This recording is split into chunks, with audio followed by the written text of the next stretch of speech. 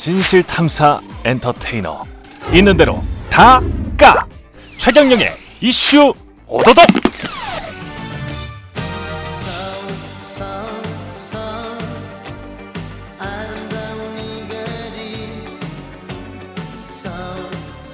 네, 안녕하십니까? 예, 최경영의 이슈 오도독. 저는 KBS 최경영 기자인데요. 이번 주도 서울시장 중심으로 재보궐선거 이야기 해보겠습니다.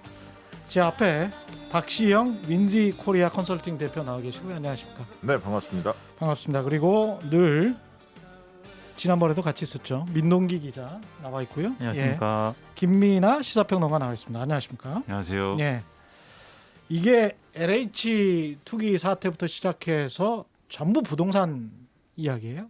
그냥 뭐 쭉 부동산으로 계속 가고 있는데 오세훈의 내곡동 땅, 뭐 박형준의 LCT, 그 다음에 중간에 가다가 김상조, 박주민의 임대료 인상, 뭐 이래서 전부 부동산 이야기인데 일단은 가장 여야가 뜨겁게 맞붙고 있는 내곡동 땅부터 이야기를 해야 될 것 같습니다. 내곡동 땅의 지금 상황은 뭐 어느 정도 정리가 된 거잖아요, 그죠?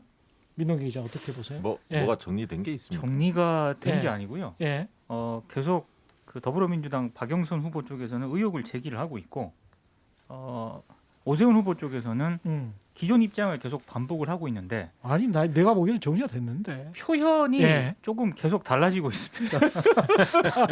근데 그 표현이 좀 달라졌다는 게 정확하게 무슨 말인지 모르겠어요. 그러니까 예. 계속적으로 본인이 이런 얘기를 하고 있는데 처음에는 분명하게 자신은 땅의 존재조차 몰랐다 이렇게 얘기를 하지 않았습니까? 예. 이제 거기서 그렇게 말을 했기 때문에 계속 거짓말 논란이 제기가 됐던 거고요. 예. 그래서 조금씩 달라져서 관훈 토론회에서는 제가 봤을 때 이게 진짜 알았느냐 몰랐느냐는 이 팩트에 관한 문제인데 자꾸 이게 표현에 형용사 부사가 등장을 하면서 논란을 더 증폭시키고 있습니다. 그러니까 관훈 토론회에서는 제 의식 속에 없었다. 이렇게 정확하게 표현했으면 좋았을 뻔했다라고 얘기를 했거든요. 예. 근데 저는 사실 이것도 무슨 말인지 잘 모르겠어요. 그러니까 기억에 겸손해야 된다 그런 말도 했죠. 그러니까 중간에 기억에 겸손해야 된다가 있었고 최근 버전으로 이제 제 의식 속에 없었다. 예. 이제 이렇게 얘기를 했거든요. 근데 과연 그렇게 표현한다고 해서 이 논란이 제기가 안 되는, 확산이 안 되는 논란이었느냐? 그건 아닌 것 같습니다. 그 사실은 제가 이제 정리가 됐다라고 하는 것은 제 마음속에서는 정리가 됐어요. 예. 마음속에서. 예, 마음속에서는 갔는지 안 갔는지. 저희 예. 청취자들이 아무도 그 판단하기 어렵지 않습니까? 그 최경영 기자의 마음속을 우리가 알 수가 없잖아요. 청취자분들도 판단을 했을 것 같아요. 김민아 평론가는 어떻게 보십니까? 기업 앞에 예. 겸손해야죠. 기업 앞에서는 겸손해야 되고. 예. 아니, 그 얘기를 했을 때 이미 이제 예. 그 현장에는 간 확률이 높겠구나 이렇게 생각을 할 수밖에 없죠. 박영선 후보는 뭐 오세훈 후보 얼굴 표정을 보고 알았다고 하는데 저는 뭐 얼굴 표정을 보고는 알 수는 없었지만 아무튼 기업 앞에 겸손해야 한다고 했기 때문에. 근데 이제 그 간 확률이 높겠다라고 하는 것은 아마 제 판단일 것이고, 예. 그 다음에 내곡동 땅에 처가가 거기 땅이 있다라는 거는 알았구나라는 거는 오세훈 후보가 인정한 것 같아요. 결국은 왜냐하면 예. 이제 방금 말씀하셨듯이 의식 속에 없었다라고 얘기하는 것은 결국 그게 무슨 얘기냐, 뭐 해석하는 게 어렵지만. 이게 선거에서 누가 말을 하면 이게 모든 게 명확해야 되는데 이게 성경 말씀도 아니고 계속 이거 해석을 해야 되는데 아무튼 이게 의식 속에 없었다라는 것은 내가 여기에 처가 땅이 있으니까 이 처가 땅에 대해서 뭔가 이런저런 뭔가를 해서 처가가 큰 돈을 벌 수 있도록 해줘야겠다 이런 식의 생각을 하지 않았다라는 얘기 같고 거기에 뭔가 뭐 처가가 가지고 있는 여러 가지 땅이 있는데 그 땅은 뭐 내곡동 땅도 있고 뭐 이런 것까지는 내가 알았다 이 얘기를 하고 있는 것 같아요. 그러니까 어쨌든 그 땅이 있었다는 거는 어쨌든 알았다까지는 뭐 확인이 된 것 같고 그 이상의 것들은 사실 뭐 사실관계가 명확히 확인되지는 않은 상황이나 적어도 그것을 알고 있었고 그다음에 뭐 어느 정도 이제 뭐 생각은 했다라는 것까지는 추정을 할 수 있을 것 같습니다.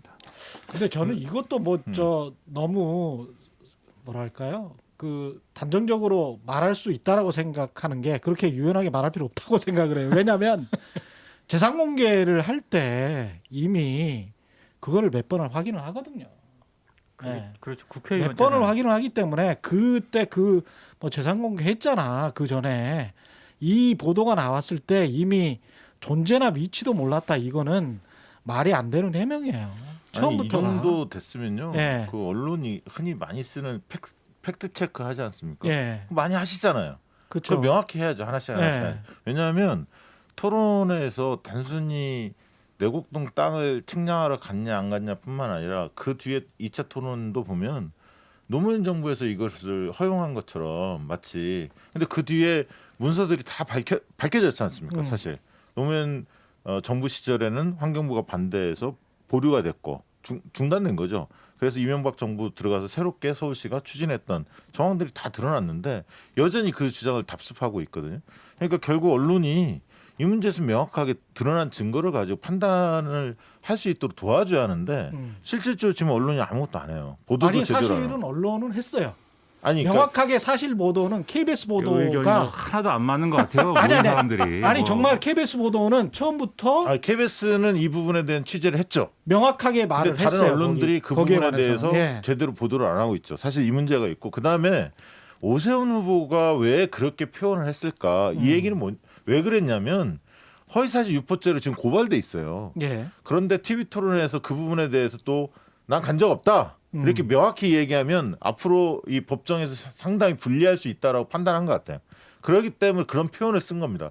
내 기억 속에 뭐 어쩌고저쩌고 이런 식으로 애매모호하게 표현을 하기 시작했거든요. 저 그리고 분석이 맞는 것 같습니다. 그다음에 예. 이 사태가 커진 배경에 뭐가 있느냐? 예. 오세훈 후보가 키운 게 더 커요. 원인이에요. 왜냐하면 본인이 그게 사실이면 사퇴하겠고 정계 은퇴하겠다라고 강력하게 배수진을 쳤거든요. 근데 하나씩 그것이 거짓 해명이 드러나면서 사건이 일파만파 커진 거거든요, 사실. 그래서 이것을 무슨 네거티브 선거전이라고 이야기하는 것조차가 온당치 않다. 이것은 검증 국면이고요. 왜 검증이 지금 와서 하느냐? 후보 단일화, 야권의 후보 단일화 때문에 할 시간적 여유가 없었어요, 사실. 이제 검증하고 이제 TV 토론을 하는 겁니다. 저는 그런 측면에서 언론이 이 문제에 대해서 보도한 KBS 빼고는 제대로 보도를 안 하고 있어요. 이건 문제다. 그렇게 생각합니다. 아까 제가 지금 무슨 뭐 예. 유연하게 뭐 얘기했다고 하시는데 예. 제가 얘기한 건 이겁니다. 첫째, 내곡동 예. 땅 알았냐 몰랐냐는 오세훈 후보가 알았다고 인정한 거나 다름없다. 두 번째, 측량을 하러 갔느냐 안 갔느냐 이것은 저는 갔다고 보지만 간 것에 가깝다고 보지만 오세훈 후보가 인정한 사실은 아니다. 세 번째, 그 땅을 예를 들면 뭐 이게 보금자리 주택지구, 택지지구로 지정을 하고 말고 또는 처가에게 재산에 대한 수익을 안겨주고 말고를 오세훈 후보가 시장직이나 이런 공직을 이용해서 영향을 미친 거냐 하는 부분은 아직 규명된 게 없다. 제가 얘기한 건 이 내용입니다. 그건 맞습니다. 맞는데 그건 맞죠. 그래서 예. 근데 중요한 것은 강제 보상이라는 이 말은 그거 온당치 않는 얘기예요. 강제 수용이라 강제 보상은 강제 보상은 땡큐죠. 아니 강제 수용이라고 얘기했단 말이에요. 근데 그린벨트를 강제 수용이 아닌 상태에서 그린벨트를 개발하는 경우는 없잖아요. 공적 개발을 하는 경우는. 그러면 그렇죠. 그린벨트 땅을 가진 사람들은 대부분 99.9%는 다 강제 수용을 그렇죠. 바랄 겁니다. 근데 마치 본인들은 원하지 않았는데 정부가 강제 수용을 한 것처럼 그렇게 표현하지 않습니까? 그거는 굉장히 어떻게 보면 본질을 회피시키기 위해서 말장난하는 느낌이 좀 든단 말이죠. 이익을 추구했나 안 했나는 사실은 양심의 문제이기 때문에 저도 김민하 평론가랑 똑같이 그거는 뭐 우리가 알 수가 없다. 그 사람이 그린벨트 해제에 어느 정도 관여해서 근데 사실은 원래 그렇게 계획된 것이고 정부도 그렇게 생각을 했고 서울시 주택국도 그렇게 생각을 했는데 그냥 자기 땅도 아니고 처가가 상속받은 땅을 그게 이제 그렇게 해제된 것에 관해서 이게 내 땅은 그럼 빼줘라고 할 수는 없잖아요. 그런 상황에서는. 그거는 나는 이해가 돼. 네네. 그 상황은 이해는 되는데. 그 측면에서 예. 과연 몰랐냐? 그러니까 그거는 상식적으로 이해가 안 된다. 그거는 이해가 안 되고. 그러니까 예. 말씀하신 대로 그 부분 어느 누가 자기 예. 처가의 땅이 부인 땅이 포함됐을 때 내 땅은 빼줘. 예. 내가 적극적으로 추진하지 않았는데 그랬을 때 그 부분은 해석의 여지가 있어요. 그렇죠. 그럴 수 있습니다. 예. 여러 가지. 예. 그러나 내가 몰랐다. 나는 그린벨트 땅을 해제하는 거에 관여를 안 했고 국장이 알아서 한 거다. 이 부분에 대해서 그 사실관계가 막 밝혀지고 있지 않습니까? 설명했던 내용도 나오고 있고 국감에서 발언한 내용도 있고 시위에서 국장이 발언한 내용도 있고 어제는 또 2009년 1월 달인가요? 그런 부분에 대해서 발표한 내용도 있고 내곡지구가 들어가 있다는 것들이 그러면 사전이든 사후든 충분히 누가 봐도 상식적으로는 그리고 단체장 해봤던 사람들 다 물어보면 이런 부분 100% 단체장이 관여할 수밖에 없다. 보고는 받는다. 그렇죠. 라는 게 정설이거든요. 예. 근데 그것까지를 안 했다고 자꾸 얘기하니까 그러면 뭐가 뒤에 있는 거 아니야? 이렇게 의심할 수밖에 없는 거죠. 그러니까 이게 제가 보니까 이게 과연 특혜냐? 이거는 논쟁의 여지가 있는 것 같긴 해요. 아니 나는 그것도 단호하게 말하는데 특혜는 아닌 것 같아요. 근데 오늘 김병준 씨라고 있어요. 그것도 그 단호하지만 그건 특혜는 과거에 아닌 것 같고. 참여정부 때 청와대 예. 저 정책실장을 하고는 저 지난번에 미래통합당입니까? 그때 이름이 뭐였지? 이름을 자꾸 바꾸니까 기억이 안 나는데 아무튼 예. 그 비대위원장을 한 김병준 씨라고 있잖아요. 예. 그분이 또 오늘 글을 썼는데 오히려 그 거기에 이제 보금자리 택지 중에 지정됐을 때 거기서 빼달라고 하는 게 특혜이다. 왜냐하면 그렇죠. 지금 얘기하는 건 이제 강제 수용되는 땅이어서 자기가 충분히 보상을 못 받았다 이제 이렇게 오세훈 후보 측이 주장하는 건데 그 논리대로 하면은 이제 그 시장으로서 그 땅은 빼고 그러면 인근이 개발될 거 아니겠습니까? 네. 그 인근이 개발되면 그 옆에 있는 땅은 또 가격이 많이 오를 것이기 때문에 차라리 그렇게 해서 시세 차익을 거두는 게 오히려 낫지 않았겠느냐. 그런데 그렇게 안 했으니까 이것은 뭐 특혜가 아니다. 거기서 또 이렇게 얘기하거든요. 아니 그러니까 저도 지금 똑같은 이야기예요. 그래서 특혜 여부에 관해서는 내가 만약에 그 위치였다면 이거는 이해 충돌의 가능성이 있기 때문에 회피하거나 말을 안 하는 게 가장 최선이고 그래서 그랬을 것 같아요. 제가 만약에 서울시장이라면 회피하거나 말을 안 하고 가만히 있었던 거는 맞을 것 근데 같아요. 이런 의혹이 제기됐으면 뭐라고 하실 겁니까? 추후에 그럼 똑같이 이야기를 아니, 그때 했겠죠. 인진했지만 내가 나는 그게 특혜로 이제 관여한 바는 없다. 이렇게 그렇죠. 얘기하는 게 정직한 거잖아요. 그렇죠. 그러니까 그 땅을 알고는 있었지만 나는 이해 충돌 가능성 때문에 그 정책에 전혀 관여하지 않았다. 일부러 말을 안 했다. 이렇게 이야기를 했다면 아주 명확하게 넘어가죠. 왜냐하면 이해 충돌 방지도 되고 그리고 땅에 대해서도 뭐 누가 봐도 재산 공개를 하면 아는 거니까. 그러니까 그런 것 그렇지 않습니까? 같아요. 예. 그러니까 특혜를 두고는 뭐, 논쟁의 여지가 있는데 어쨌든 오세훈 후보가 처음에 해명을 한 것 예. 그리고 그 해명을 하면서 배수의 진을 쳤잖아요. 후보 사퇴를 할 수도 있다. 아니 그 그렇죠. 해명을 할 때 잘못 얘기를 했어요. 그러니까 그 해명을 한 것. 그러니까 결과적으로 거짓말에 가까운 식으로 지금 첫 해명이 그렇게 지금 지나오고 있는데 예. 이 거짓말을 한 것을 어느 정도 비중으로 이렇게 바라볼 것인가. 저는 아까 박시영 대표께서 얘기한 부분 있지 않습니까? 예. 언론들이 KBS는 굉장히 적극적으로 이 문제를 보도하고 있는데 그렇죠. 거짓말, 아니, 특혜는 약간 좀 특혜로 보기에는 약간 좀 거시기 하니까 거짓말을 하긴 한 것 같은데 이걸 가지고 후보직을 사퇴하라고 요구하기가 좀 애매하다. 뭐 기자들이 이런 판단을 할 수도 있을 것 같긴 하거든요. 그러니까 아니, 이 사안을 그러니까 아니 적어도 후보직을 사퇴하라고 한 거는 언론이 아니고 본인이 얘기를 했죠. 본인이 이야기한 거야. 그러니까 그것도. 네. 그 부분을 언론들이 어떻게 판단해서 어떻게 기사화할 것인가 이 부분에 있어서 예. 조금은 그러니까 좀 소극적으로 판단하고 있는 것 같아요. 특히 2차 토론에서 노무현 정부에서 계속 추진했던 거다. 서울시는 그 자기 들어와서는 아무것도 그냥 했던 걸 이어받은 거다라는 논조를 계속 주장합니다. 그건 아니에요. 그러니까 그런 네. 부분들에 대해서 밝혀진 것이 있는데 예. 그런 부분에는 인정을 하고 다만 본인이 그렇죠. 적극적으로 네. 개입한 건 없다. 이렇게 얘기를 해야 맞습니다. 뭔가 끊어지는 게 있는데 그게 팩트입니다. 계속 그게. 뭔가 예. 거짓말을 하고 있으니까 그럼 뒤에도 뭔가 거짓말 한 거 아니야? 본인이 의도적으로 오히려 그 땅을 포함시키려고 한 거 아니야? 그 지구 내곡 지구를 이렇게 의심할 수밖에 없는 상황까지 지금 온 거죠. 그러니까 이게 특혜 문제와 해명의 문제 이제 두 가지인데 지금 쭉 이제 말씀하셨듯이 특혜 문제는 이제 논란의 여지가 있어요. 근데 해명의 문제에 있어서는 저도 이게 계속해서 논란을 자초한 것이고 이게 안 맞는 해명을 계속한 것인데 제가 가장 의문인 것은 그 뭐 기억 앞에 겸손한다고 하지 않았습니까? 그러면 즉 측량 그 기억 앞에 겸손해야 된다고 얘기한 것은 측량을 할 때 현장에 있었느냐 없었느냐를 해가지고 예. 사실은 내가 뭐 기억을 잘못했을 수 있다 아니에요. 결국은 그 얘기가 그러니까 나는 지금 그 자리에 안 갔다고 생각하지만 내 기억이 혹시 왜곡됐을지도 몰라 이렇게 얘기한 거 아닙니까? 그 결국 그렇죠. 그러면 KBS에 대한 법적 대응을 왜 하냐고요. 저는 이 부분이 제일 그 전에. 예. 예. 그 전에 그리고 예. 그러니까 그 전에 그 법적 대응을 했단 말이죠. 고발 조치를 그러니까요. 했단 말이죠. 가는 클럽 토론 전에. 그 예. 법적 대응을 그러면 왜 했으며 자기 기억도 그렇게 불완전한데 법적 대응을 한 이후에 그것을 깨달았다 하더라도 그럼 법적 대응을 한 걸 뭐 안 한다고 하거나 취하든가 해야지 아니, 왜 언론이 법적 대응을 한 건 명확하죠. 이 사안 자체가 확산되는 걸 막기 위한 그러니까요. 그런 언론이 조처죠. 검증 보도를 하고 그 검증을 하기 위해서 그 현장에 그 경작인들이 하는 얘기를 기사화한 것인데 그거에 대해서 자기가 반론 보도를 요구할 수도 있고 따로 해명을 할 수도 있고 언론 중재를 가자고 할 수도 있고 여러 방법이 있는데 그것을 왜 법적 대응을 합니까? 그것은 언론도로 이런 의혹을 보도하지 말라는 거잖아요. 그런 식으로 대응하는 게 저는 가장 안 좋은 모습이라고 보고 그거는 뭐 적절한 지적입니다. 그 예. 외에 이제 해명을 명쾌하게 지금 말씀하신 대로 했으면 제가 볼 때는 이게 오세훈 후보 측 이제 선거 공학의 문제로 본다면 그렇게 명쾌하게 해명을 했으면 불씨는 계속 남아서 뭐 공격을 받을지 몰라도 일관된 해명을 하고 있다라는 인상은 줬을 거예요. 근데 지금 해명이 계속 꼬이고 있기 때문에 결국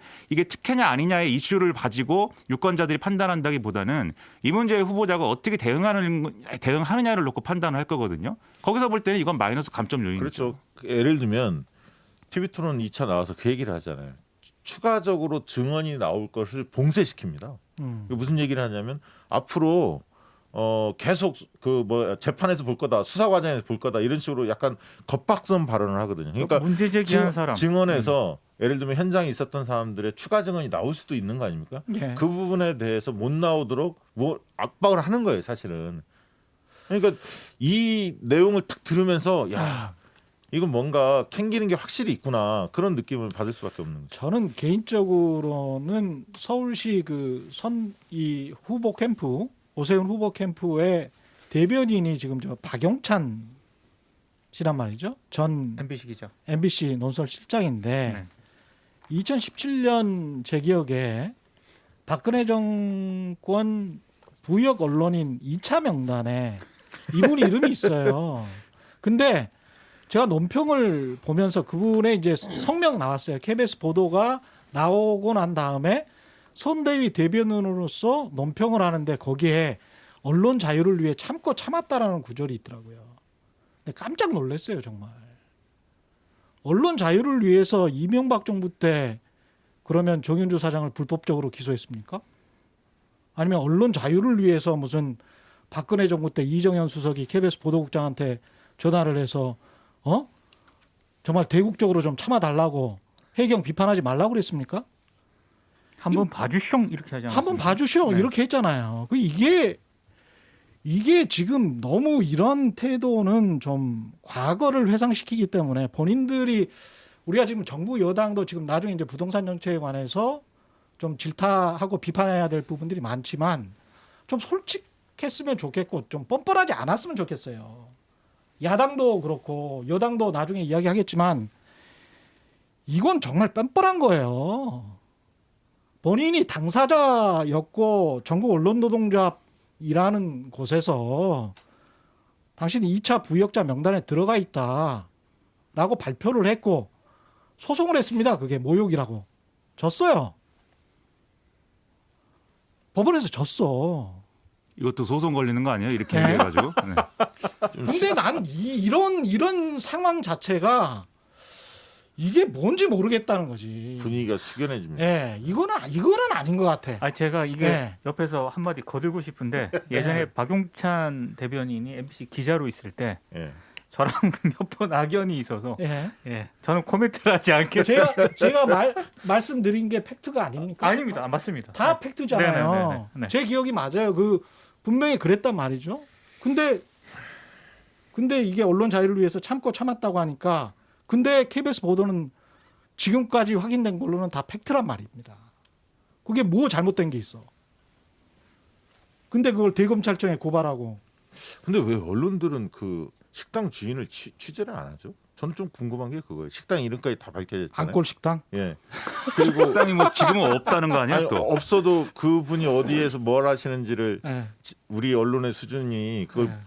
쫓아가지 못할 정도는 아닐 텐데 너무 잠잠하다는 생각이 듭니다. 그러니까 선의로 해석하면 아까 언급했던 네거티브는 하지 않겠다. 네거티브라고 생각하는 기자들이 제 주변에도 있습니다. 그렇죠. 이 자체를 네. 검증의 영역이 아니라 이거는 정치 공방이고 네거티브다. 검증과 네거티브의 차이는 뭘까요? 그거에 기자들이 판단하는. 애매하긴 하죠. 근데 이걸 상당수 네거티브라고 생각하는 기자들이 의외로 많은 것 같고요. 또 하나는 이게 정말 특혜 쪽으로 딱 떨어지는 사안이면은 기자들이 붙었을 텐데 특혜로 보기에는 지금 또 애매한 것 같기도 하고. 그럼 이게 거짓말 논란인데 이 사안이 이렇게 비중 있게 파고들어야 될 사안인가에 대해서 굉장히 좀 소극적으로 판단하는 기자들도 좀 적지 않은 것 같아요.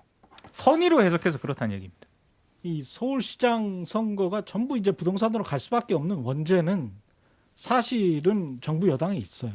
정부 여당에 있고 왜냐하면 LH 투기 사태 같은 경우도 만약에 정말 부동산 가격이 이렇게 높지 않았다면 국민들이 그렇게 분노하지 않는다니까요. 절대 분노하지 않아요.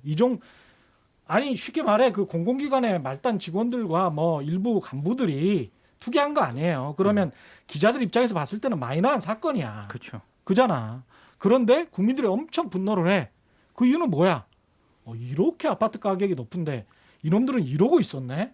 이것 때문에 분노를 하는 거잖아요. 근데 이렇게 아파트 가격이 높은 것을 조장을 한 건지 방치를 한 건지 아니면 실정을 한 건지에 관한 책임은 정부 여당한테 나올 수밖에 없고 그것과 관련해서 자꾸 그 의도는 아니었을지 모르겠지만 위선적인 행태가 나왔잖아요. 근데 최근에도 김상조 전 정책실장 그리고 박주민 의원 같은 경우 약간 좀 케이스가 다른데 김상조 전 정책실장 같은 경우는 지금 있던 사람한테 그냥 새로 올려버린 거죠. 그렇죠.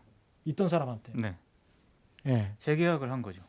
그리고 여기는 이제 신규 입주. 박주민 의원은 신규. 이거는 어떻게 평가하십니까?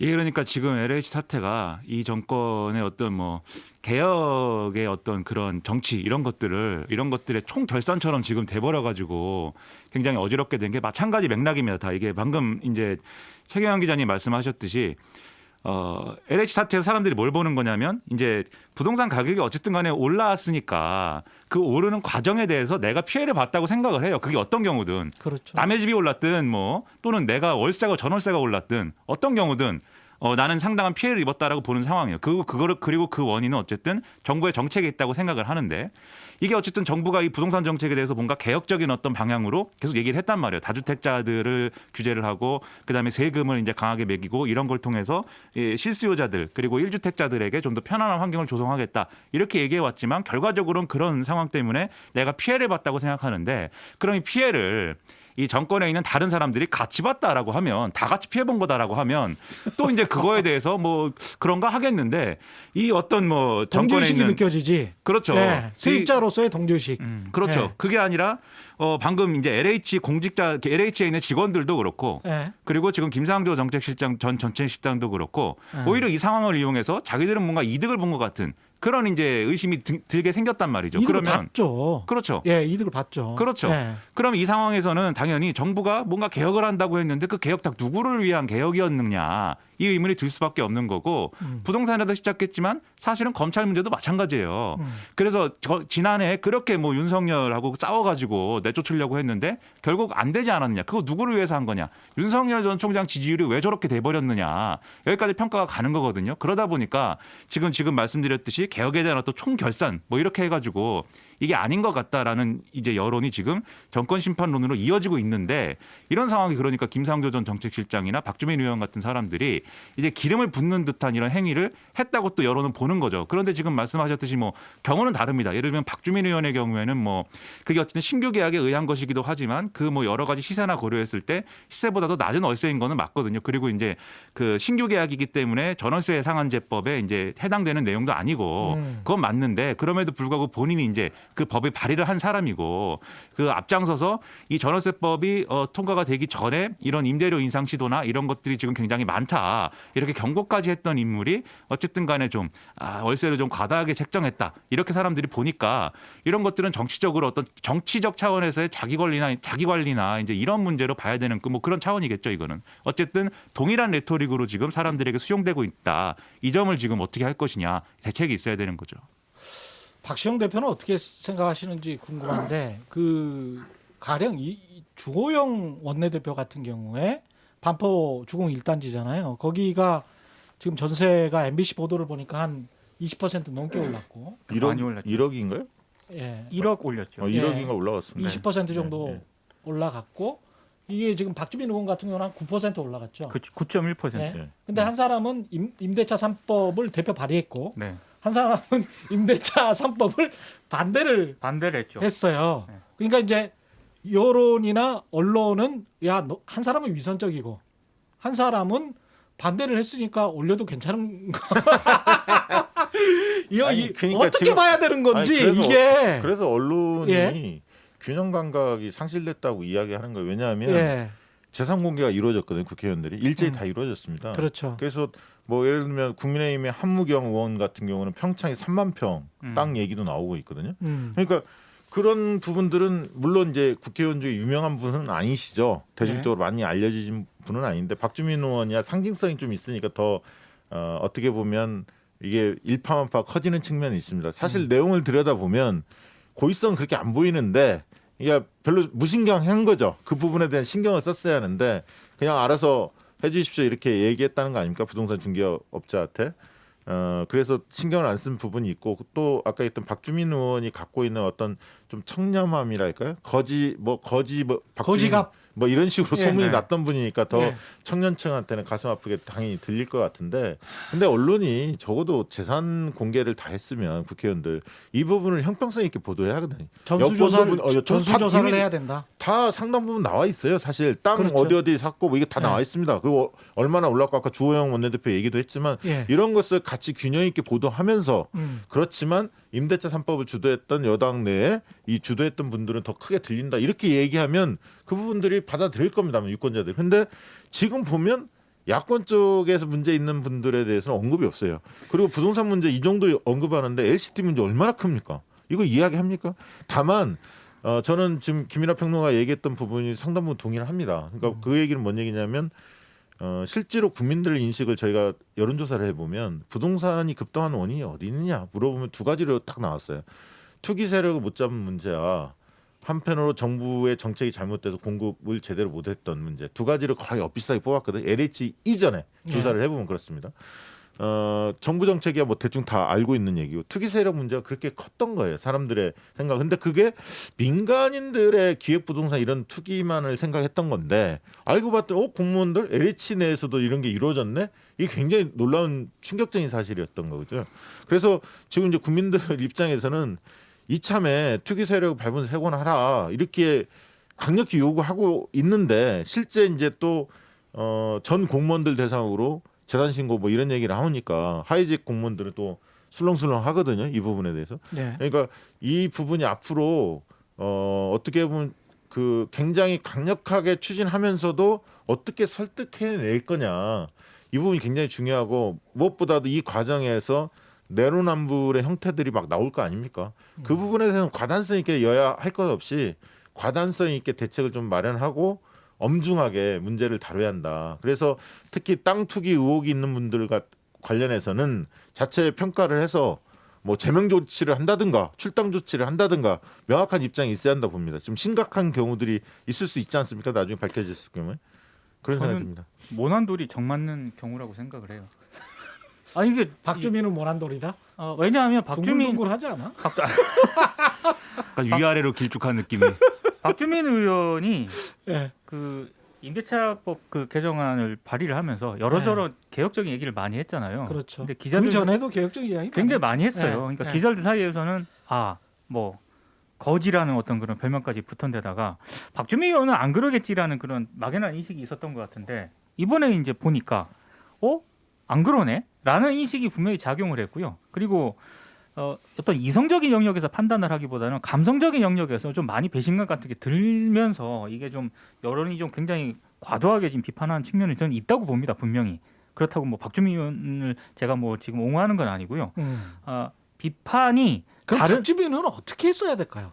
아까 우리 오세훈 시장은 이랬어야 됐다 제가 이야기를 했는데 네. 갑자기 그런 생각이 드네요. 박주민 의원은 어떻게 했어야 제가- 될까? 신규 세입자가 들어오는데 시세가 뭐 1억에 185만 원 지금 받았잖아요. 네. 네. 그런데 1억에 뭐 신규 시세가 뭐 200이었다.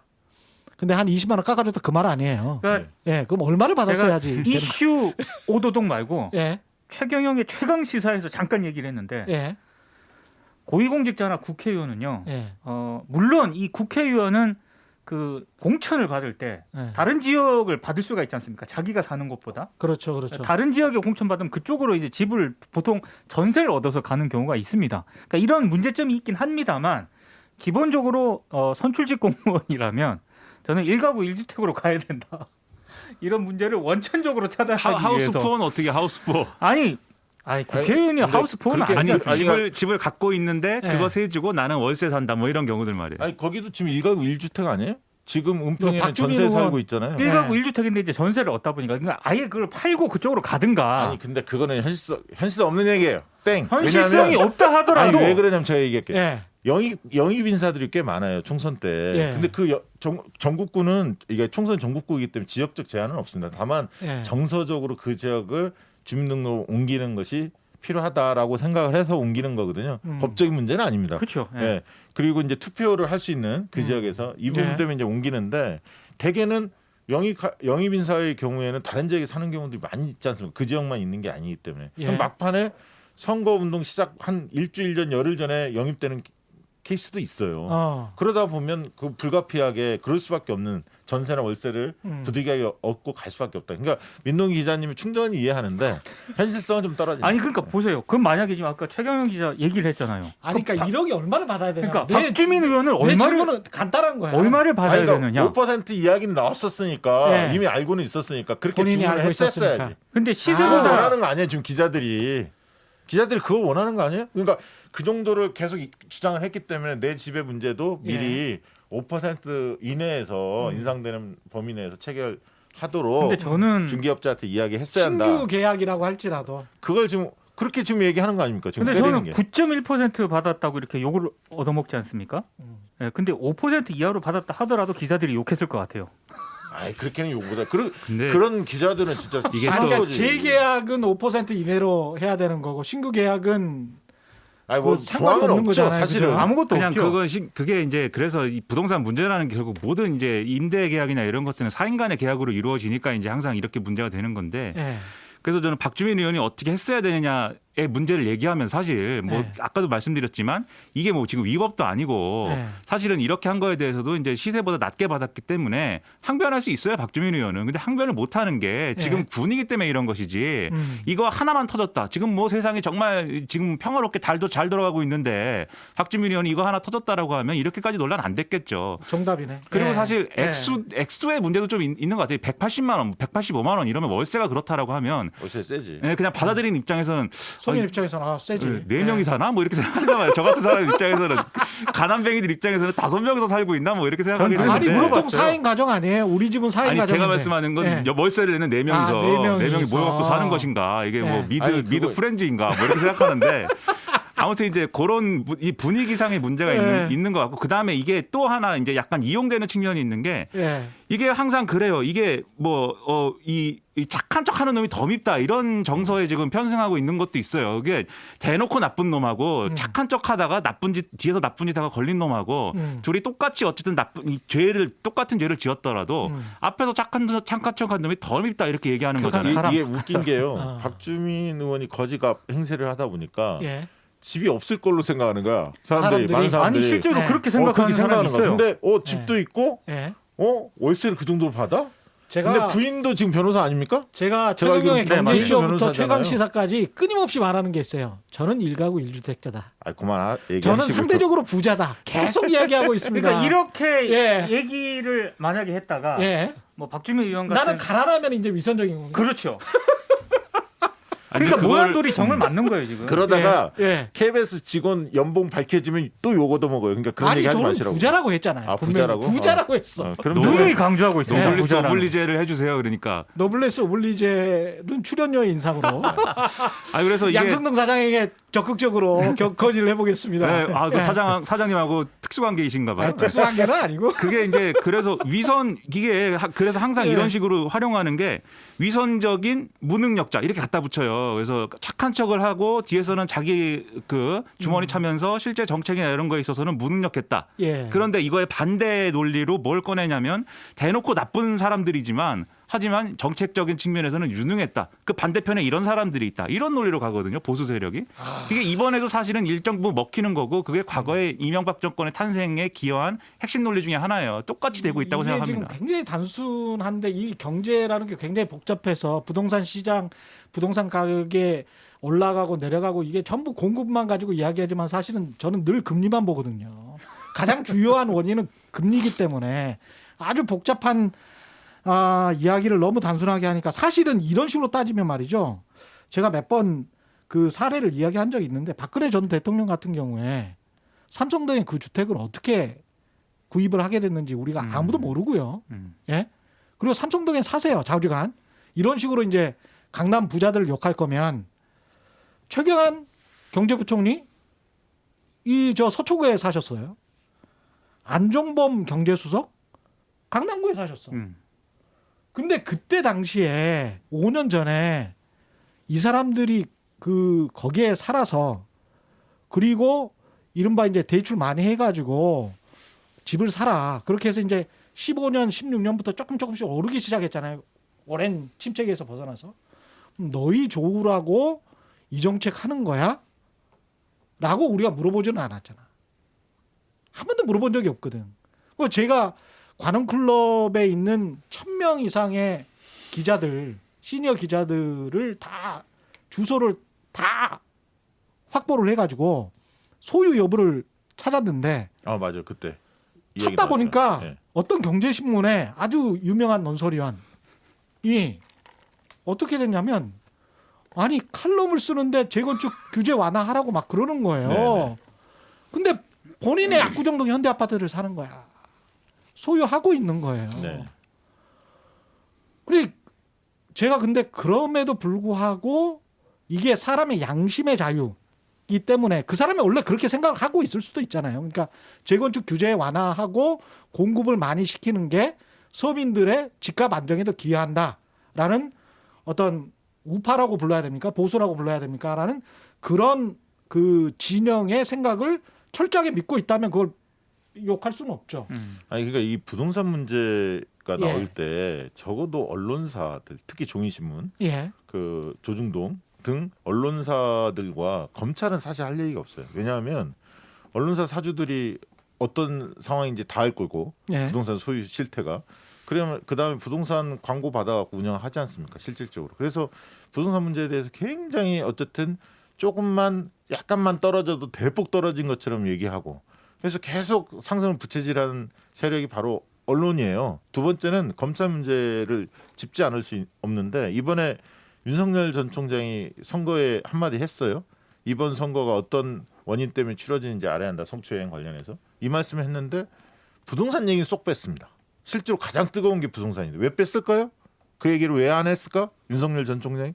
바로 본인의 가족, 장모 관련해서 부동산 문제에 대한 의혹도 제기되고 있고요. 또 한 가지는 장모님도 땅 투자 많이 하셨더만. 그렇습니다. 많이 했지 않습니까? 예. 또 한 가지는 뭐가 남았냐면 작년 여름에 추미애 장관이 검찰총장한테 부동산 문제 이거 투기나 이런 부분들에 대해서 대대적으로 좀 수사를 해야 한다라고 얘기했지만 집행하지 않았어요. 이 부분 두 가지 때문에 이번 선거의 성격 규정을 윤석열 전 총장은 성추행 이 부분으로만 딱 묘사를 했습니다. 사실 그 문제도 있지만 많은 사람들이 지금 부동산이거든요. 그렇죠. 그런데 과연 총선이 끝나고 대선 국면에서 부동산 문제에 대해서 캥기는 뭔가 뭔가 자신 있게 이야기하지 못하는 그런 뭔가 의혹들이 있는 분들은 굉장히 어렵습니다. 해법이 있어야 하고요. 떳떳해야 합니다. 그런 부분에서 윤 총장의 이번 스탠스는 어떻게 보면 영리할 수도 있지만 이번 선거에는 지나갈 수 있지만 대선 국면에 그 부분은 반드시 짚어질 수밖에 없다. 저는 그 얘기 드리고 싶고요. 언론이 좀 균형감이 있어야 한다. 저는 그 얘기 계속 드리고 싶어요. 언론 사주들이 어떻게 하고 있는지. 그리고 아까 재산 공개 그 모든 의원들이 공개됐는데 주호영 원내대표 물어야죠. 당연히 물어야지 않습니까? 지난번 방송에 나왔지만 그렇게 언론 부분에 대한 입장이 뭔지 뭐 그 부분에 대해서는 온데간데 없는 거 아닙니까? 근데 사실은 언론이 특히 이제 상업지 그다음에 경제신문들 같은 경우는 여기에 떳떳할 수가 없어요. 부동산 문제. 제가 보기에는. 왜냐하면 제가 알고 있는 경제지들 중에 상당수가 골프장을 가지고 있습니다. 그리고 뭐 개발 시행도 해요. 그리고 정관을 보지 않습니까? 그러면 부동산 관리업 뭐 이런 것도 그 아예 정관에 들어가 있어요. 신문사 정관에.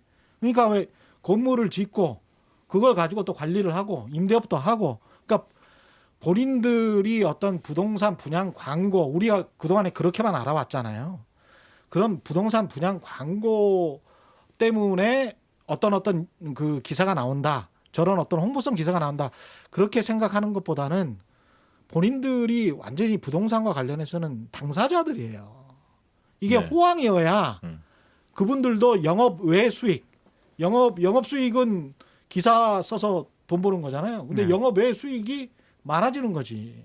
이번에 토론회에서 민생당 예. 이수봉 그 후보께서 이야기했던 부분에 딱 꽂힌 게 뭐였냐면 왜 기업들이 투자를 안 합니까? 딱 얘기하면서 예. 아니 부동산 투기하면 훨씬 돈을 쉽게 버는데 그렇죠. 왜 정상적으로 리스크가 있는 이런 어떤 부분에 투자를 하겠습니까? 혁신에 왜 하겠습니까? 이 얘기를 딱 던졌는데 상당히 맞는 얘기거든요, 그 얘기.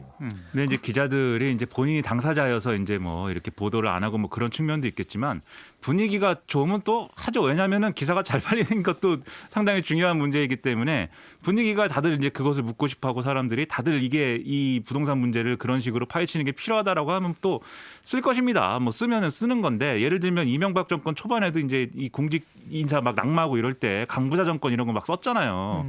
이제 그런 걸 보면은 이제 분위기가 이제 확 이렇게 흘러가면 이제 쓰면 쓰는 것인데 다만 이제 그 정도나 이런 것에 있어서는 뭐 소극적일 수도 있다 이제 이런 말씀을 이제 했다라고 보고 결국은 이게 그냥 그래서 지금 국면이 그러면 왜 주호영 기사는 안 쓰고 왜 박주민 기사만 쓰냐 이렇게 이제 얘기가 가는 것은 여기에서 이제 부동산의 문제도 부동산의 문제지만 아까 얘기한 이 정권의 개혁이라는 거에 대한 의문이라는 큰 맥락에서 지금 기사를 쓰고 있기 때문에 그 부분에서 지금 이제 서로 다른 온도차나 이런 것들이 발생하고 있는 거죠. 그러니까 이게 프레임이 뭐냐 이 핵심적인 어떤 지금 관점이 뭐냐를 같이 봐야 이 사태가 이해가 되는 것 같습니다. 옛날에는 이렇게 보궐선거 크게 터지면 예. 예를 들면 포털에서 보궐선거 특집판 해서 단순히 무슨 여론조사 이것만 알리는 게 아니라 이슈들 있지 않습니까? 핵심 이슈들에 대한 뉴스를 모아서 한꺼번에 보기도 하고 그런 걸 홍보도 하잖아요. 앞에 뽑아서 관심 있는 사람들 보게끔 지금 하고 근데 있습니까? 그거는 그 포털 뉴스가 한참 주목을 받을 때요. 예. 이를테면 지금은 뭐 알고리즘이나 AI로 지금 편집한다 그러지 않습니까? 그러니까 그 전에 주로 이제 편집자가 있었고요. 그 편집자가 이슈를 포털 메인 편집에서 이제 만들어서 집중적으로 배치를 했던 그런 상황이었는데 계속 포털 뉴스를 가지고 문제 제기가 들어가고 이게 공정하냐 이걸 왜 여기다 배치하냐 이렇게 문제 제기가 계속 있다 보니까 포털이 뉴스 편집에서 굉장히 소극적으로 되기 시작한 거예요. 네. 그래서 지금 알고리즘으로 배치를 한다 그러는데 그걸 누가 믿나요? 그거를 제가 이제 새벽에 예. 최강 시사 이 원고 정리를 하기 위해서 이렇게 쭉 뉴스를 검색을 하는데 아. 가끔 보면 이상한 생각이 드는 게 새벽 시간대 거의 메인에 있는 거의 모든 기사가 정말 그 보수 매체로 이렇게 도배가 된 적이 있거든요. 심지어 지금은 좀 없어졌지만 많이 본 기사 같은 걸 봤을 때 1위부터 10위까지 다 보수 매체로 다 도배가 된 적도 있었거든요. 그러니까 이게 도대체 AI로 한다고 하는 게 이게 어느 정도 공정하게 배치를 하는 건가라는 생각이 들 때가 있어요. 그러니까 과거에는 그랬는데 왜 지금은 안 그러냐 이거는 조금 다르게 판단할 여지도 있는 것 그러니까 같아요. 이번 보궐선거 마치면 이제 대선 레이스로 들어갈 텐데 그렇죠. 이 언론의 문제, 특히 이제 포털의 문제가 굉장히 아마 첨예하게 다뤄질 수밖에 없는 상황인 것 같아요. 그거를 뼈저리게 느끼는 이번 선거가 아니었나. 아직 다 끝나지는 않았지만 지금의 네. 보도 행태를 보면 그런 생각이 듭니다. 근데 이 재보궐선거 결과가 이제 박시영 대표 그 다음에는 못 나오시니까 이 중간에는 그래서 꼭 좀 여쭤보고 싶은 게 재보궐선거도 그렇고 앞으로 대선도 그렇고 정부 여당이 뭘 어떻게 해야 반전의 카드를 잡을 수 있을 것 같습니까? 뭐 여러 가지가 있겠는데 예. 뭐 승리했을 때와 1승 1패 했을 때와 또 패배했을 때 예. 그 패배의 또 격차가 어느 정도 나느냐에 따라서 강도는 많이 달라질 텐데 어쨌든 패배를 한다면 지금 어떻게 예상하세요? 그거는 지금 얘기하기 하면 안 돼? 어렵죠. 예. 자, 저 예. 여론 재판에 알았습니다. 예. 말씀입니다. 알았습니다. 예. 갑자기 그냥 툭 튀어나왔어요. 어쨌든 지금 드러난 상황만 본다면 예. 부동산 문제에 대한 해법 그리고 그 과정에서 이제 이 문제를 푸는 게 하나 있고요. 두 번째는 2030들의 문제가 부동산 문제로 폭발은 했지만 또 몇 가지가 있습니다. 2030 관련해서. 공정성 이슈. 예. 그다음에 뭐 또 젠더 이슈도 있고요. 여러 예. 가지가 있는데요. 그다음에 이제 기성세대가 독식한다 이런 것도 있죠. 예. 미래 세대에 대한 과감한 투자가 없다 우리 사회가. 예. 여러 가지가 있을 텐데 그러니까 2030의 마음을 어떻게 다잡느냐 여당의 입장에서는 굉장히 중요한 특히 30대의 이탈은 굉장히 아플 겁니다. 이번에 이제 결과가 어떻게 나올지는 그렇죠. 모르겠습니다만. 예. 그래서 2030의 문제를 어떻게 풀 거냐는 단순히 정책적인 것뿐만 아니라 그것이 당의 중심에 어떻게 의제로 놓이게 하고 그걸 과연 누가 대변하면서 지속적으로 공감하고 교감하는 노력을 어떻게 할 거냐. 이건 대선 때까지 굉장히 중요한 부분이 될 것 같고요. 아까 얘기했던 언론의 문제, 이 언론 지형에 대해서 1인 미디어들이 많이 있으면서 1인 미디어 시대가 되면서 물론 이제 기성 언론에만 의존하지는 않지만 유튜브나 이런 게 열려 있지만 그럼에도 불구하고 포털은 굉장히 중요한 거죠. 왜냐하면 2030 세대들은 방송을 잘 안 보거든요. 종이신문 예. 바로 안 봅니다. 포털을 통해서 되게 보거든요. 예. 그런데 이제 포털 자체가 보수 언론 중심으로 배치를 하기 때문에 당연히 영향 받을 수밖에 없죠. 이 문제를 에 대한 관심이 굉장히 커질 것 같고요. 그다음에 이제 검찰 개혁에 대한 부분 속에서 검찰 개혁이 정권 수사를 비호한다 이런 이미지가 일부 있거든요. 중도층한테 예. 이런 부분들을 극복을 어떻게 할 거냐. 그러면서 제도화하는 문제 이런 그다음에 이제 민생 문제 여러 부분들이 망라돼 있는데 어쨌든 대대적인 혁신이 나올 것 같고요. 만약에 패배를 한다면 그다음에 그럼 당을 위기에서 구할 사람이 과연 누구냐. 당대표 선거에 대한 관심이 옮겨 붙을 텐데 예. 문제는 언론은 바로 대선으로 이 조명을 할 가겠죠. 거예요. 가겠죠. 당대표 선거보다는 대선 주자 막 이걸로 몰아갈 거거든요. 예. 근데 이제 그건 그것대로 가되 당을 추스리고 혁신할 수 있는 주체 과연 누구냐. 여기에 대한 내부에서는 아마 긴장도가 커질 것 같고 당 대표만 지금 뽑는 선거로 돼 있는데 아마 최고위원 총사퇴 이런 식의 책임론이 나올 수 있습니다. 만약에 패배한다면 여당이 그렇다면 저는 뭐 당이 전체적으로 크게 한번 소용돌이 에 빠질 수 있다. 그리고 그 과정의 중심을 잘 잡냐 못 잡냐가 굉장히 중요한 앞으로 한 달간이 굉장히 중요한 4월 말까지가 중요하지 않나 그런 생각 두 듭니다. 분은 어떻게 보세요? 그러니까 패배를 하면 뭐 새로운 리더십을 보여줘야 된다는 얘기죠. 그거 뭐 사실은 패배하지 않더라도 그것은 불가피한 상황이라고 봅니다.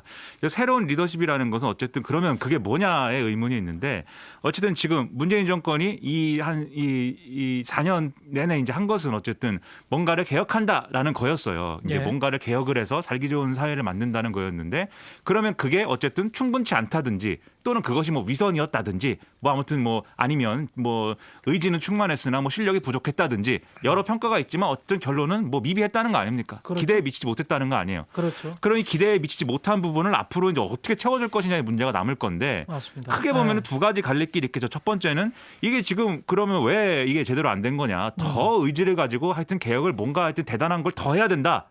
이런 리더십이 하나가 있을 수 있게 크게 나누면 그렇죠. 또 한 갈래의 리더십은 이게 개혁이라는 게 뭐 의지만 갖고 되는 건 아니기 때문에 필요하다. 그 네. 피로감이라고 하면 뭐 피로감인데 네. 어쨌든 뭔가 이 상황을 막 개혁이라는 게 막 벌려놓는 거잖아요. 이거저거 네. 막 이것도 고치고 네. 저것도 고치고 이렇게 벌려놨는데 네. 그게 이제 수습이 안 되는 국면에서 사실은 여기 여론의 어떤 함정에 빠진 거기 때문에 이걸 뭔가 이렇게 정리해서 수습하고 책임지는 리더십이 필요하다. 네. 그게 뭔가 국민에 대한 어떤 책임성 그게 이제 예를 들면 공정성이라고 얘기는 하지만 그 공정성이라는 게 예를 들면 이런 얘기거든요. 왜 어떤 원칙이 나한테는 불리하게 작용하고 저한테는 왜 이득이 되냐 이걸 얘기하는 거잖아요. 지금 그렇죠. 이해관계 문제를 얘기하는 거잖아요. 네.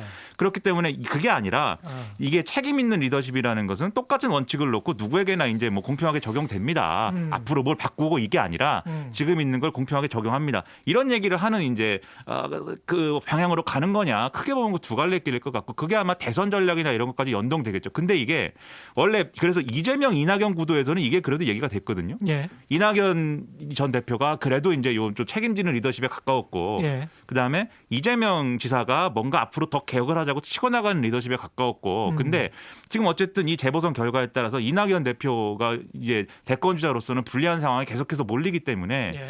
이게 뭐 당권 선거의 문제도 있겠지만은 이 이낙연 대표의 빈자리를 누가 어떤 리더십을 가지고 어떻게 채울 거냐의 문제까지 같이 엮어서 이제 생각할 수밖에 없다. 뭐 이런 생각입니다. 어떻게 보세요? 그러니까 어찌됐든 승패와 상관없이요. 더불어민주당은 쇄신이 강하게 좀 드라이브를 걸 것 같아요. 저는. 그거 그러니까 해야 되죠. 그렇죠. 예. 지금은 일단 당장 재보선 결과에 따라서 아마 개각도 있을 거고요. 당대표 선거도 있을 거고 아까 박시영 대표님도 말씀하셨겠지만 그거와 상관없이 이제 언론은 정치권은 대선 국면으로 갈 거거든요. 그렇죠. 근데 그 과정에서 지금 저는 이제 재보선 치르는 과정에서 이 더불어민주당 일각에서 자꾸 뭐 부동산과 관련해서도 규제 완화 얘기가 나오고 지금까지의 그 정부 정책 기조와 약간 다른 패턴으로 가고 있는데 그런 패턴을 계속 유지를 하진 않을 것 같아요. 일단 어찌됐든 강한 어떤 개혁 드라이브를 걸 수밖에 없는 거고요. 예. 그렇게 되면 이제 한 가지 변수가 좀 있는 게 야권발 정계 개편도 분명히 또 진행이 될 있겠죠. 거고 예. 그거에 따라서 이제 여권에서 여러 가지 뭐 인적 쇄신이라든가 여러 가지 혁신 작업들이 영향을 받을 것 같지만 중요한 건 이낙연 지금 전 대표께서 만약에 이게 더불어민주당이 패배한다는 걸 전제를 했을 때 이게 대선 국면에서 하락을 하는 거 아니겠습니까? 그렇죠. 그러면 지금 여권 내부에서 이재명 지사가 지금 가장 강력한데 이재명 지사 중심으로 이 대선 구도를 만들 것인가?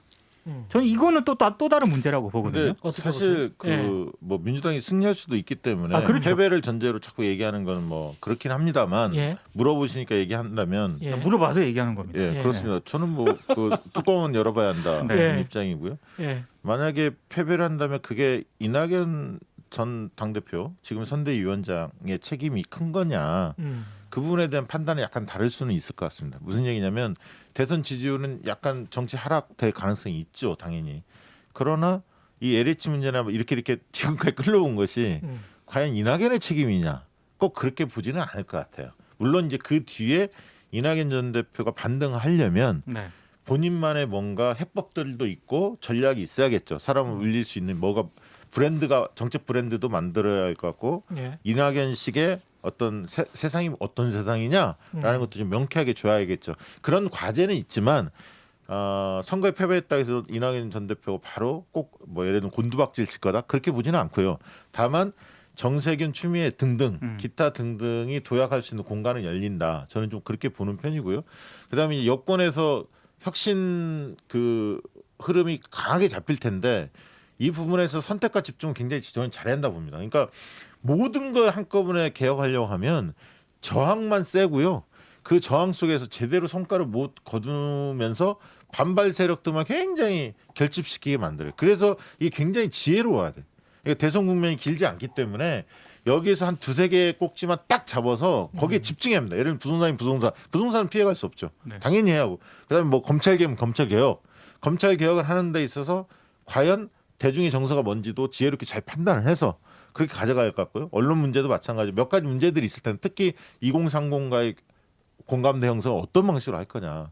이런 부분에 대해서 그동안에 좀 소홀히 했다고 봅니다. 예를 들면 1인 가구의 문제들 여러 가지들이 있지 않습니까? 지금 청약 당첨 예. 1인 가구 이거 박영수 후보가 냈는데 조정훈 후보가 이야기했던 거 예. 그런 거에 대해서 굉장히 좋아하거든요. 그다음에 아. 월세 지원, 예. 청년들 당장 숨통을 틔울 수 있는 거 이런 부분에 대해서 서울시장을 만약에 뺏긴다 하더라도 정부 차원에 할 수 있는 부분들이 있거든요. 그걸 어떻게 할 건지 이런 부분에 대한 굉장히 지혜롭게 접근해야 한다는 생각을 합니다. 사람들이 볼 때 이제 당이나 또는 이제 정권의 혁신이라는 게 사실 지금 이제 정권 말에 들어선 상황에서 지금 말씀하신 대로 몇 가지 포인트를 짚어서 이제 정책적으로 풀어야 될 부분은 풀어야 될 것인데 거기에 대한 신뢰나 어떤 사람들의 어떤 공감을 얻는 어떤 경로라든가 이런 것들이 사실은 이 지난해하고 올해 이제 쭉 이렇게 오면서 상당 부분 훼손됐어요.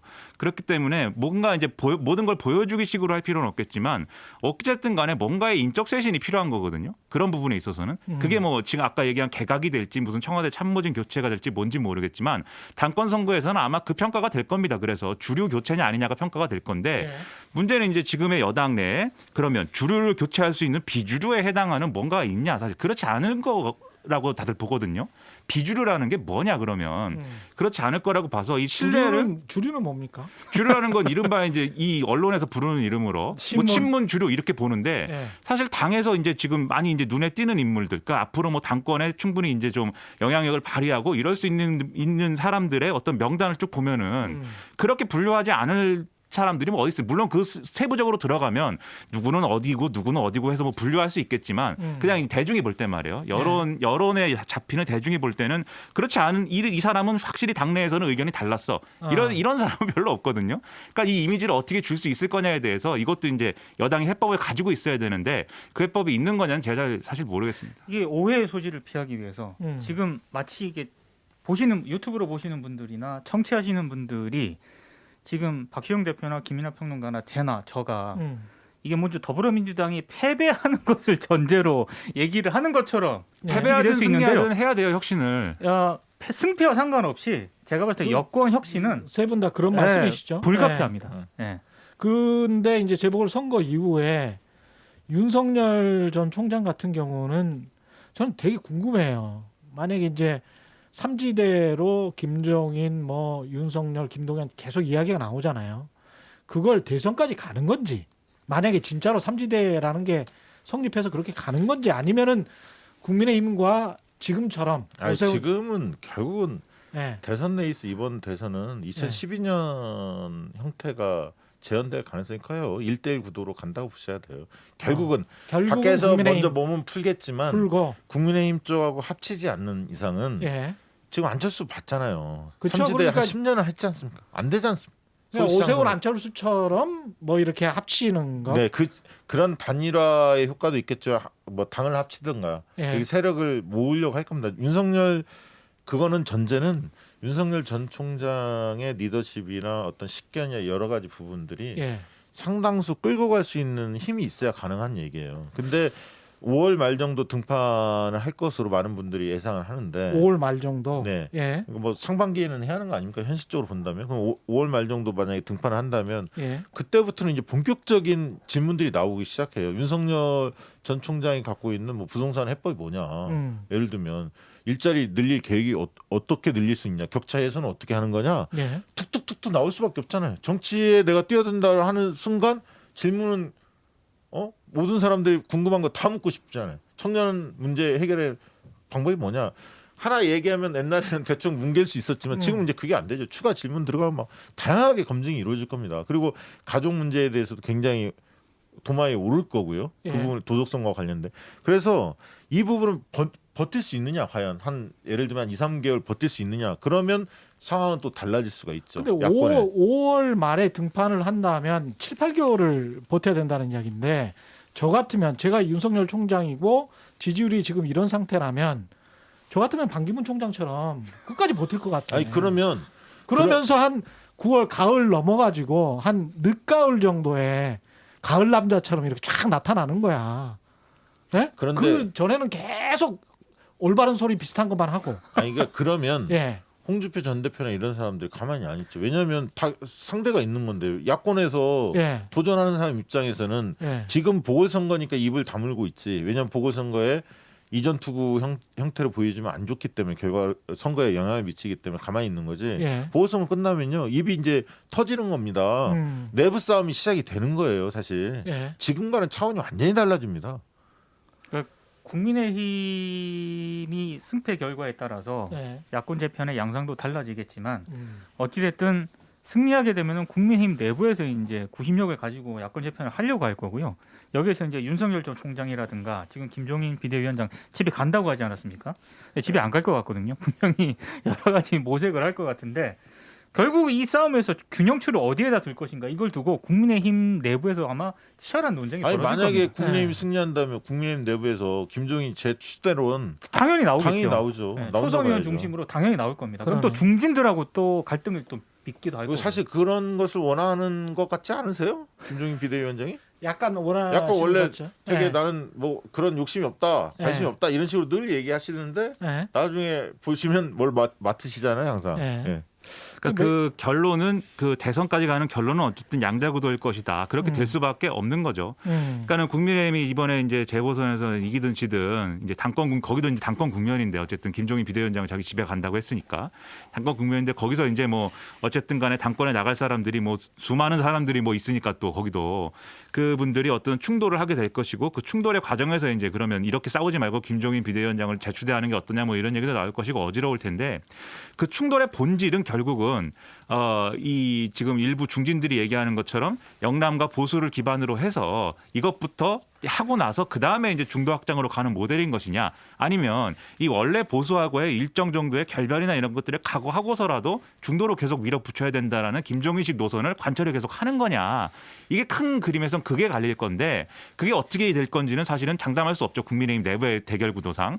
그런데 이게 어쨌든 이 김종인식 개혁이라고 하는 형태로 과거의 국민의힘이 아니다, 이걸 보여줄 수가 없으면 윤석열 전 총장이 저는 뭐 아예 정치를 안 하는 게 제일 좋다고 생각하지만 정치를 할 것 같으면 결국은 이제 1대1 구도로 가야 되는데 그런 혁신이 있지 않으면 국민의힘이 오기가 어렵지 않습니까? 여러모로 자기가 과거에 대통령 전직 대통령을 잡아놓은 것도 잡아놓은 거지만 앞으로의 행보에 도움이 되지 않는다고 보기 때문에 여기를 오기 어려울 것이기 때문에 일단은 제3지대에서 무슨 행보를 하거나 여기서 이제 자기 근거를 만들 확률은 있어요. 그런데 나중에 가서 그런 3자 구도가 될 어떤 확률이 높아지는 국면에 가서는 국민의힘이 그런 그거를 가만두고 있겠느냐. 예를 들면 국민의힘 내에서 이렇게 계속해서 과거와 같은 보수가 아니라고 생각하는 사람들이 없지 않을 것인데 뭐 예를 들면은 윤석열 전 총장 지지율이 계속 높고 그게 강력하다라고 하면 당을 쪼갤 수도 있는 거죠. 막말로. 그 쪼개가지고 윤석열 쪽으로 갈 수도 있는 건데 그런 흐름이 가시화됐을 때 그러면 남겨질 사람들은 가만히 있냐 그러면 우린 남겨지고 그럼 4자 구도로 한번 3자 구도 4자 구도에서 한번 겨뤄보자 이렇게 할 것이냐.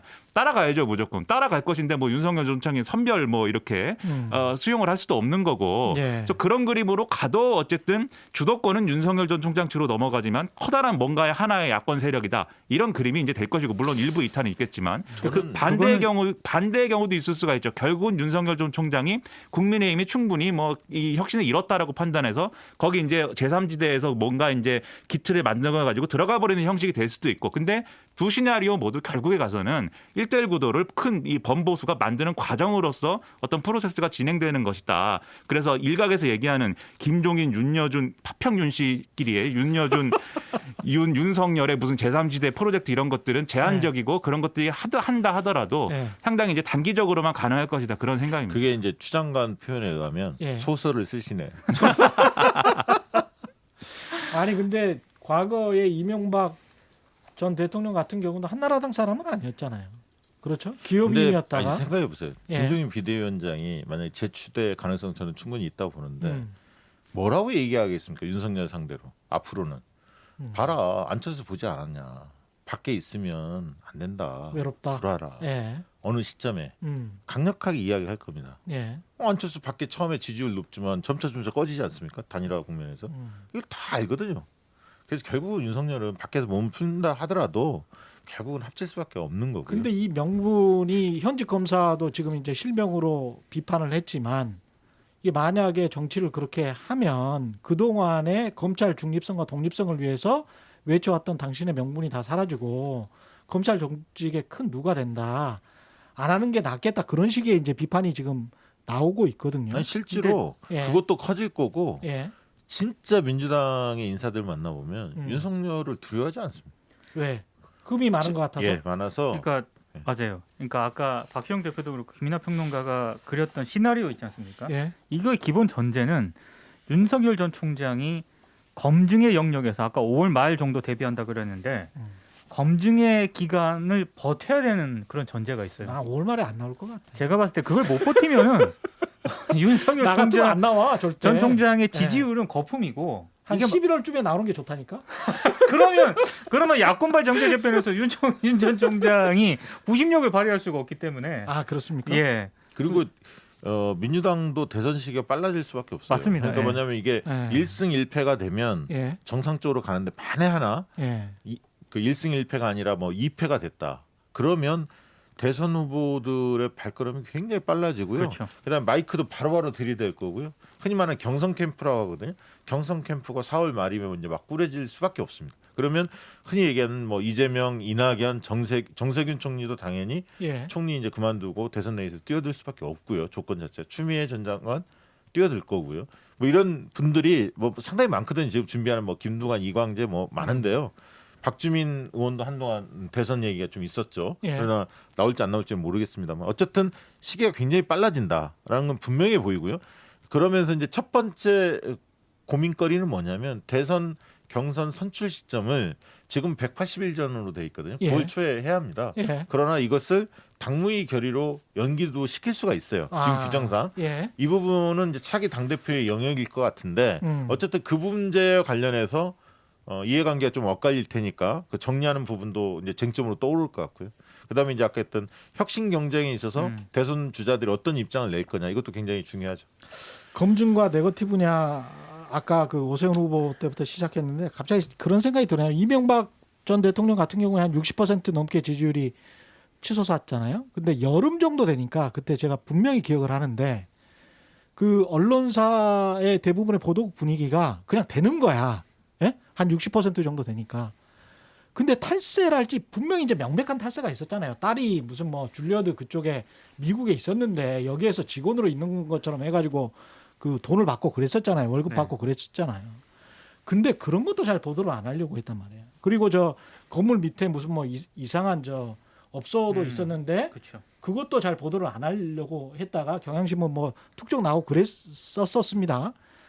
제가 보기에 언론도 한국 언론도 이때 이제 역으로 대중들한테 검증을 받을 수밖에 없는 것이 윤석열 전 총장 같은 경우는 조국 전 법무부 장관과 관련해서 무지막지한 칼날을 휘둘렀죠. 그리고 명백하게 검증을 했죠. 그래야 된다라고 말을 했고 그러면 본인이 이제 공직자로서 그것도 최고의 직위로 만약에 나온다면 그것을 각오를 해야 되고 그때 같이 윤석열 총장의 그 공정성과 중립성의 기치를 믿고 그 검증을 했던 한국 언론도 그만큼의 검증을 해야 되는 그런 부담감은 분명히 있을 그렇습니다. 겁니다. 근데 네. 자신 있게 말할 수 있는데요. 안 할 걸까? 그 정도 검증 안 할 겁니다. 아니 안 하겠지? 이미 뭐 저기 일부 언론은 윤비어천가를 뭐 안 하겠지? 예, 시작을 네. 했던데 그거는 그러니까 예를 가능성 들면 낮게 봅니다. 지금 이번 선거하고 연관된 것은 예를 들면 LCT 문제가 경찰에서 지금 수사를 하고 있지 않습니까? 예. 만약에 수사에서 뭔가 단서가 나온다면 선거 이후에 예. 특검 요구가 굉장히 세질 겁니다. LCT 특검이. 근데 그렇죠. 지금 여당은 특검 입장을 세우고는 있습니다만 경찰 수사 결과 뭐가 좀 나와야 이게 좀 탄력이 붙을 수 있지 않습니까? 그렇죠. 만약에 LCT 특검을 해서 특검 결과가 올 연말이나 대선 즈음에 나올 가능성도 있거든요. 검사들도 뭐가 있었다 네, 이렇게 검사들 나온다. 뭐 여러 가지가 이야기가 지금 다 나오고 있지 않습니까? 뭐 그게 굉장히 큰 뇌관으로 작동할 가능성. 왜냐하면 그게 정서법상 영남권이나 보통 젊은 세대가 보통 LCT 가격이 다 있고 예. 특혜 분양의 의혹들이 상당히 많은데 그 토착 비리도 있지만 국회의원도 연루돼 있다. 그리고 검사장 뭐 여러 얘기들이 다 나오고 있기 때문에 이 문제가 굉장히 그 커질 가능성이 있다. 특히 이제 박형준 후보하고도 또 의혹이 제기된 마당이기 때문에 그렇습니다. 예. 재보궐 선거를 얘기하다가 대선을 그러니까 결국은 다 대선으로 통하니까. 주제가 뭐예요? 언론 욕하고 뭐 네. 김종인 얘기하고 윤석열 얘기하고 길은 뭐. 로마로 통한다. 네? 로마가 아니고 뭐 이거 로마로 가기 전에 어디 바다에 빠져 죽는 것 같은데 아, 지금 뭐 아니, 신들이어서 뭐 언론이 사실 모든 대선 얘기하면 윤석열 얘기만 하더라고. 근데 그렇죠. 지지율은 윤석열, 이재명 어피스하거든. 그다음에 3위가 이낙연이고 예를 들면 네. 비중을 같이 얘기하는데 늘 윤석열 얘기만 해. 오늘도 그렇습니다. 네. 왜 그런지 몰라요. 좋아하나 봅니다. 사랑하나 보죠. 뭐. 근데 또 너무 그러지 마세요. 사실 또 네. 비중을 얘기하면 그 세 명만 또 비중입니까? 추미애 전 장관도 비중이고. 네. 홍준표 의원도 그렇죠. 있습니다. 그런 사람도 네. 있고 네. 뭐 비중을 다 똑같이 하면 사실 저 신문을 오늘 허경영 후보 인터뷰했어요. 아, 대단합니다. 그러면 저기 우리 기본소득당 신지혜 후보도 있고 예. 무소속 신지혜 후보도 있고 저 오늘 둘다 허경영 후보 아주 날카로운 질문 네? 많이 했어요. 네, 제가 이 후보 저 후보 다 공정하게 지지율 하십시오. 3위 아닙니까? 지지율 예, 지지율 3위. 3위. 예. 신문에 오도독. 야, 그만하자고요. 1명부터 알았어. 24명까지 다 아, 대선 주자들만 알았어요. 다뤄야 되는 건데 그게 예, 김민아 시사평론가였고, 예, 민동기 기자였고요. 예, 끝난 거예요 지금? 예, 끝났어요. 예, 그렇구나. 박시영, 예, 윈지 코리아 컨설팅 선거 대표 얘기 별로 안 한 것 같은데 끝나버렸네. 특별히 나와주셔서, 예, 박시영 윈지 코리아 컨설팅 대표였습니다. 고맙습니다. 고맙습니다. 고맙습니다. 예. 고맙습니다. 최경련의 이슈 오도독 단단한 껍질에 쌓여있는 궁금한 이슈를 들고 다음 시간에 돌아오겠습니다. 고맙습니다.